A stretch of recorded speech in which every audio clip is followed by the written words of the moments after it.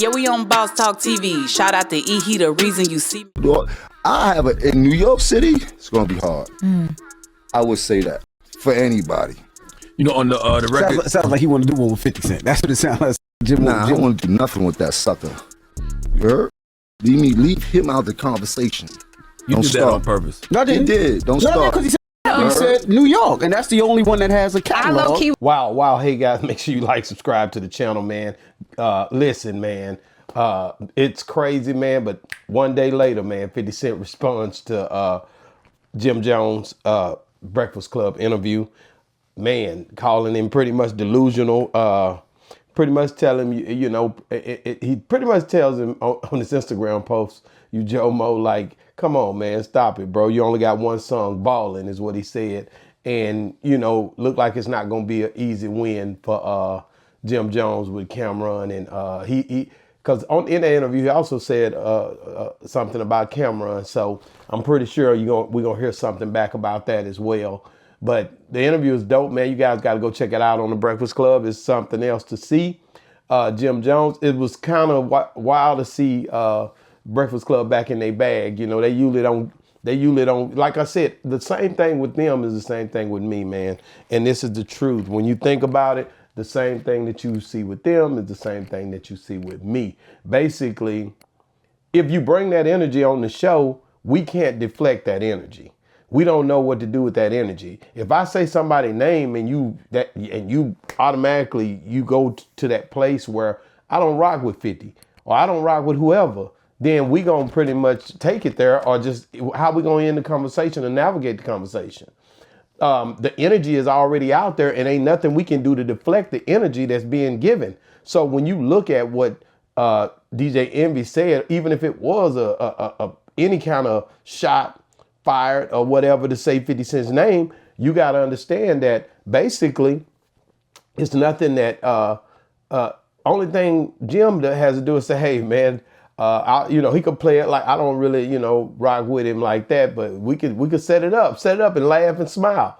Or you can give the energy that Jim just gave and be like, phew, man, don't say that sucker name. And then what am I supposed to do with that energy as an interviewer? How do I supposed to react? And then you got Charlamagne, which they're the key is Charlamagne say, you knew what you was doing. You knew what you was doing.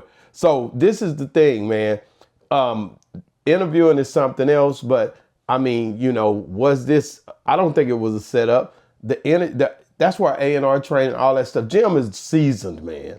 So if he wanted to deflect that, he could have easily deflected that, but he didn't. He wanted the energy, just like when he talked about Cameron. He got real issues with them right now because of what they did to him and said about him on the show, or on Cameron and them show, or when 50 was talking in other interviews.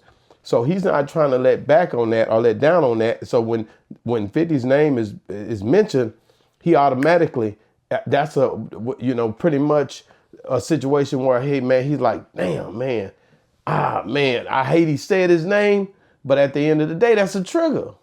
That's a trigger. Basically, that's a trigger. Cameron name's a trigger. And basically, when they hear, when Jim Jones in the space he in right now, hear certain names, he gonna go off certain ways. At the Breakfast Club, I think they know that, but like I said, I'm used to them now. I've been telling people they leveling up over there. They not really with it, because in this game, you get tired of the back and forth with everybody. You don't want to see everybody going back and forth. You don't just want to do that every single interview. So at the end of the day, I think, it's different to see Breakfast Club back in that light, because these are real issues that these guys are having right now.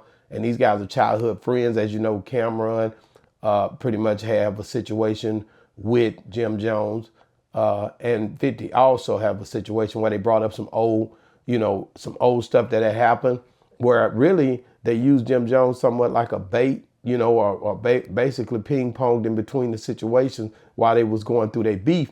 And that's the reason why Jim Jones is kind of now like, man, when y'all stir up this, it's going to stink. So I'm going to say something about it. But he was real, man. You got to go see the Breakfast Club interview because it's dope. And like I said, I ain't been seeing Breakfast Club in that element in a while. They've been trying to keep it clean and cordial, But I'm telling you guys, man, 50 not gonna hear it. That's why 50 clapped back early this morning. That's why 50 clapped back and say, hey man, look here, bruh. You only had Ballin'. That's the only song he say he had. Ballin', we fly high, no lie. You know the song. You know what I'm saying? But Jim Jones and Dipset, they all had a hell of a run. But it wasn't, I don't know if it was on the 50 level. Like 50 had a hell of a run up there in New York. And I ain't gonna lie, he kind of, for me, when it comes to the music and his peers during his era, I don't see nobody even touching him because of the way that he went with the Dr. Dre, the Jimmy Iovine's and the Eminems and all that. It really ain't much touching him for me, to be honest with you. Then to see him scale up on the movie level and the things that he's doing, it's gonna be hard to tackle him. He's really talented, bro, when it comes down to making sure he make them power moves as he move his brand from whether it's liquor, whatever it is. It's hard to handle him because at the end of the day, he's still working while these posts is going on, man. And you seeing the work and the movement. So I think that's what makes it hard to hit a moving target like 50 Cent in an era that we're in today.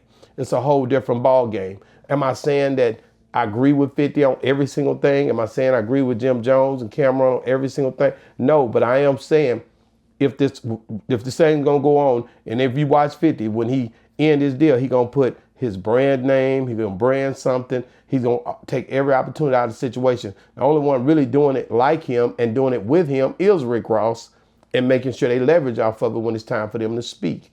They're not just doing it. And I can give Cameron them, I just seen them go off on Ocho Cinco and different things. It's gonna be elements that you're gonna see moving pendants where they're basically jogging the situation and trying to figure out ways to stay relevant in these situations because of the deals that they're trying to get or the deals that they already got, not trying to lose the things that they already got. So when you look at a 50 really just off the muscle doing it for the rip for his brand.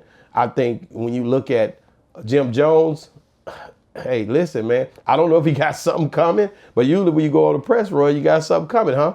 So, like I said, I've met Jim on a few occasions. Jim, a dope dude, stand-up guy. I met 50 on a few occasions. I met 50 and like I said, these guys are dope dudes, man. Don't get it twisted. They talented, else they wouldn't be in these positions. But I am going to say it again, and I keep saying it, man. Where's the music, bro? Give me some music. I'm going to keep chanting that. Y'all boys go too hard with that music. And I know y'all don't want to do it because the internet is giving y'all that easy bag. Listen, man, give us a song or something, man. We want to, man, keep it hip hop. Let's keep it hip hop. If you talking about old song, Ballin', 50, let's keep it hip hop, man.